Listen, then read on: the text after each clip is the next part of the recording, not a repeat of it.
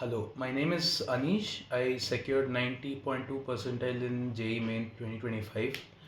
I use the SATHEE platform for my coaching. I'm a dropper from another college, so I didn't have many resources to follow. And when I heard about SATHEE providing these resources for free, I decided I could make use of it. They had really good mock tests and really good chapter tests, which helped me understand what concepts I know, what concepts I do not know, and I could follow up with the lectures on their platform as well. Uh, I am I am expecting much better results for the next time, as I was not as well prepared as I would have liked to be for the first attempt.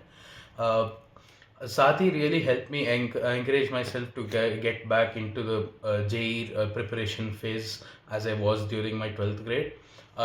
They had really good questions, most of which seemed very relevant to the real paper which I had gotten.